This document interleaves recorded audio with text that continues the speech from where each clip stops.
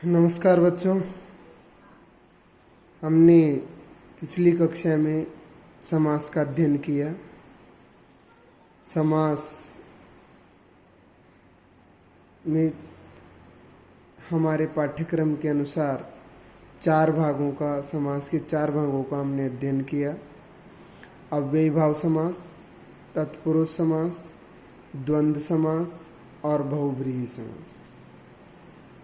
अब हम आज वाच्य का अध्ययन करेंगे। वाच्य, वॉइस। वाक्यों के कहने के ढंग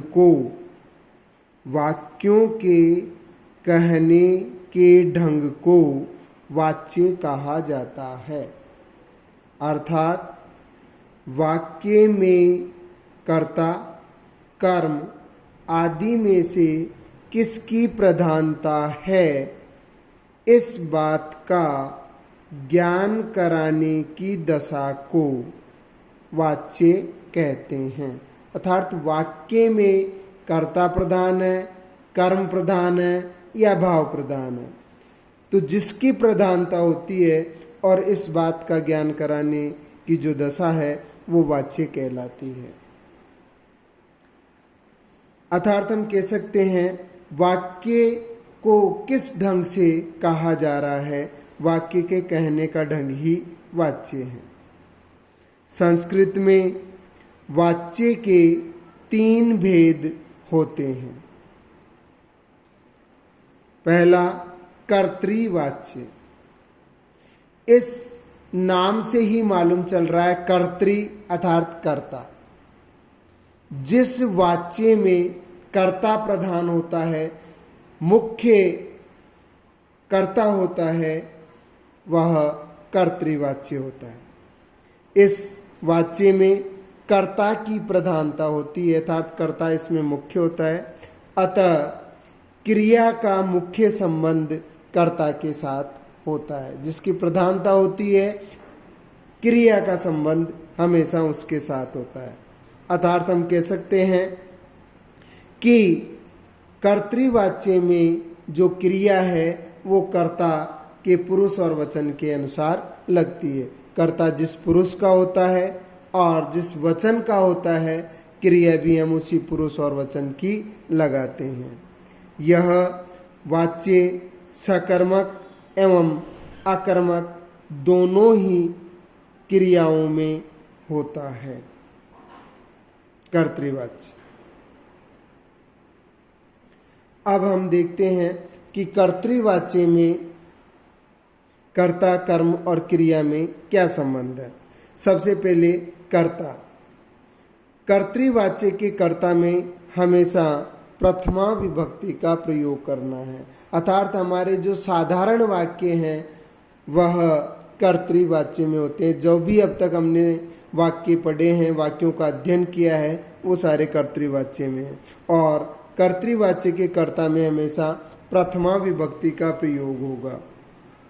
कर्म द्वितीय विभक्ति, और कर्म में हमेशा हम द्वितीय विभक्ति का करेंगे। कर्ता में प्रथमा विभक्ति और कर्म में द्वितीय विभक्ति। कर्म मतलब ऑब्जेक्ट। कर्ता का प्रभाव जिस पर पड़ रहा है वो आपका कर्म कहलाता है। या हम ये कह सकते हैं कर्ता जिसको सबसे अधिक चाहता है वह कर्म होता है। जैसे बालक दूध पीता है, तो बालक के द्वारा जो चाही गई वस्तु है वो दूध, तो इस वाक्य में दूध कर्म है। क्रिया। अब देखते हैं हम क्रिया। कर्ता में प्रथमा विभक्ति, कर्म में द्वितीय विभक्ति और क्रिया कर्ता के पुरुष और वचन के अनुसार। कर्ता जिस वचन और पुरुष का होगा, क्रिया भी हम उसी वचन और पुरुष की लगाएंगे। ये हमारे कर्तृवाच्य हैं। जैसे कर्तृवाच्य का हम एक उदाहरण लेते हैं। बालकाः पुस्तकम पठन्ति। यहाँ पर बालक कर्ता है, पुस्तक कर्म है और पठन्ति क्रिया है। तो बालक बहुत सारे हैं, प्रथमा विभक्ति का बहुवचन, पुस्तक द्वितीय विभक्ति का प्रयोग हुआ और क्रिया कर्ता के अनुसार अर्थात कर्ता प्रथम पुरुष बहुवचन का है तो क्रिया भी हमने प्रथम पुरुष बहुवचन की ही लगाई, पठती, पठतः, पठन्ति। इसी प्रकार जैसे त्वम, लेखम, लिखसि, कर्ता में प्रथमा विभक्ति, कर्म में द्वितीय विभक्ति और क्रिया जो है वो कर्ता के अनुसार। तो यह है हमारा कर्तृवाच्य है और कर्तृवाच्य में कर्ता में प्रथमा विभक्ति, कर्म में द्वितीय विभक्ति और क्रिया कर्ता के अनुसार लगती है। हमारे जो सामान्य वाक्य हैं वो कर्तृवाच्य में। अब हम देखते हैं कर्मवाच्य। कर्मवाच्य। इस वाच्य में कर्म की प्रधानता होती है। कर्तृवाच्य में कर्ता की प्रधानता होती है और कर्मवाच्य में कर्म की प्रधानता होती है।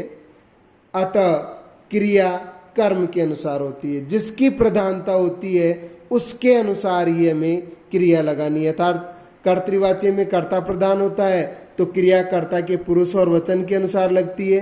कर्मवाच्य में कर्म प्रधान है तो क्रिया कर्म के पुरुष और वचन के अनुसार लगती है। अब हम देखते हैं इसके कर्ता, कर्म और क्रिया में क्या संबंध है।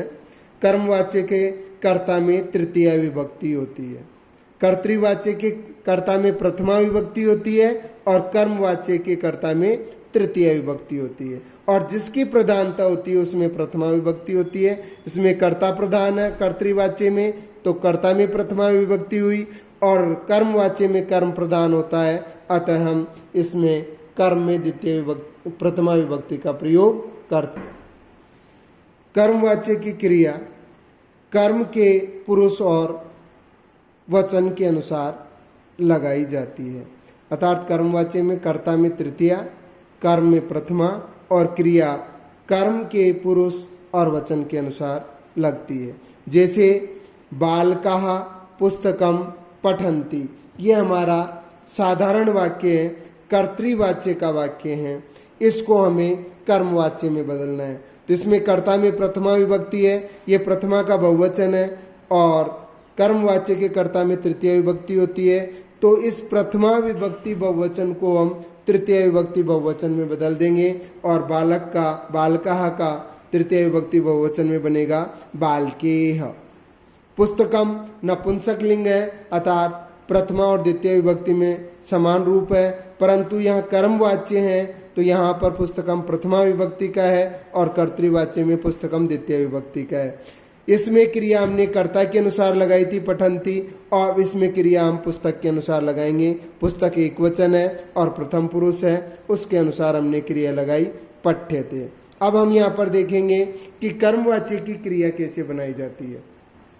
कर्मवाच्य की क्रिया बनाने के लिए मुख्य की क्रिया में यह जोड़ देते हैं और आत्मनेपदी सेव धातु की तरह उसके रूप चलाते हैं, इसलिए प्रथम पुरुष एक वचन में बना पठ्यते। या हम ये कह सकते हैं मूल धातु में एक वचन के लिए यते, द्विवचन के लिए येते और बहुवचन के लिए यन्ते जोड़ सकते हैं। इसी प्रकार त्वम, लेखम, लिखसि, ये हमारा कर्तृवाच्य का वाक्य है। कर्ता में प्रथमा, कर्म में द्वितीया और क्रिया कर्ता के अनुसार। अब हमें इसे कर्मवाच्य में बदलना है। तो कर्मवाच्य में बदलते समय कर्ता जो त्वम प्रथमा विभक्ति एक वचन है उसको हम तृतीय विभक्ति एक वचन में बदलेंगे, त्वम का बना त्वया। लेखम द्वितीय विभक्ति का है, इसको प्रथमा विभक्ति में बनाया हमने लेखः। और क्रिया कर्तृवाच्य में त्वम के अनुसार लिखसी लगी और यहाँ पर कर्म लेख है, इसके अनुसार प्रथमा विभक्ति एक वचन लिख्यते। अब हम कर्मवाच्य की क्रिया बनाने की जो सामान्य नियम है, कर्तृवाच्य और कर्मवाच्य हमने समझा। उसके बाद में कर्मवाच्य की जो क्रिया है वो कैसे बनाई जाती है सामान्य रूप से वो हम देखते हैं। कर्मवाच्य की क्रिया बनाने के लिए मूल धातु में यह जोड़ा जाता है, अर्थात सबसे पहले जो हमारी मूल धातु है उसमें हम यह जोड़ देते हैं और उसके रूप आत्मनेपदी धातुओं के अनुसार चलाते हैं। आत्मनेपदी धातु हमारे सेव, उसका बनता है सेवते, सेवेते, सेवन्ते। इसी प्रकार हम ये जोड़कर आत्मनेपदी धातु के अनुसार रूप चलाते हैं। जैसे पठ धातु है, इसमें हमने सबसे पहले ये जोड़ा, पट्ठे बना और इसका आत्मनेपदी धातु की तरह रूप चलाया हमने, पठ्यते, पठ्येते, पठ्यन्ते। हम ये भी कह सकते हैं कि मूल धातु में एक वचन के लिए यते, द्विवचन के लिए येते और बहुवचन के लिए यन्ते हम जोड़ सकते हैं। ये प्रथम पुरुष के रूप है, यहाँ पर मध्यम पुरुष और उत्तम पुरुष के रूप नहीं दिए जा रहे हैं, केवल प्रथम पुरुष बनाने के रूप है। लिख धातु है, लिख में यह जोड़ा, लिख्य बना और इसके रूप सेव की तरह चले, लिख्यते, लिख्येते, लिख्यन्ते। इसी प्रकार गम, गम में यह जोड़ा, गम्य, गम्यते, गम्येते, गम्यन्ते। इसी प्रकार हस, हस में ये जोड़ा, हस्य, हस्यते, हस्येते, हस्यन्ते। आत्मनेपदी धातु में भी ये जोड़ेंगे हम, सेव धातु है, ये जोड़ा, सेव्य बना और इसके रूप बने, सेव्यते, सेव्येते, सेवन्ते, सेव्यन्ते। इसी प्रकार खाद में यह जोड़ा, खाद्य, खाद्यते, खाद्येते, खाद्यन्ते। यहाँ पर द और यह मिलाकर दे कर दिया। यहाँ पर एक वचन में अलग अलग लिखा है, द्विवचन और बहुवचन में द और यह को जोड़ दिया है और द और यह मिलकर दे बन जाता है। इस प्रकार हम कर्मवाच्य की क्रिया आसानी से बना सकते हैं। अब हमारा तीसरा वाच्य है भाववाच्य। इसमें मात्र भाव अर्थात क्रिया तत्व की प्रधानता होती है, अर्थात इसमें क्रिया का संबंध कर्ता अथवा कर्म से न होकर केवल भाव से होता है और इसके कर्ता कर्म और क्रिया में, कर्ता में इसमें तृतीय विभक्ति लगेगी, कर्म होता ही नहीं है और क्रिया हमेशा प्रथम पुरुष एक वचन की ही लगती है। क्रिया भाववाच्य में प्रथम पुरुष एक वचन की लगती है क्योंकि इसमें कर्ता और कर्म दोनों ही प्रधान नहीं होते हैं और भाव के अनुसार क्रिया प्रथम पुरुष एक वचन की ही होगी। जैसे अहम हसामी, यहाँ पर कर्ता है और क्रिया है। कर्ता में हम तृतीय विभक्ति करेंगे, अहम का तृतीय विभक्ति में बना मया और यह हस धातु है, यह जोड़ा हस्य बना और एक वचन में हस्यते, मया हस्यते। इसी प्रकार बालकः रोदति, बालकेन रुद्यते। इस प्रकार हमारे ये कर्तृ, कर्म और भाववाच्य हुए। तीनों वाच्यों में हमें कर्ता, कर्म और क्रिया का संबंध देखना है। कर्ता में कौन सी विभक्ति होगी, कर्म में कौन सी विभक्ति होगी और क्रिया किसके अनुसार लगती है। मुख्य रूप से इसमें देखने योग्य बात यह ही है। इस प्रकार हमें आज ये वाच्य का अध्ययन किया।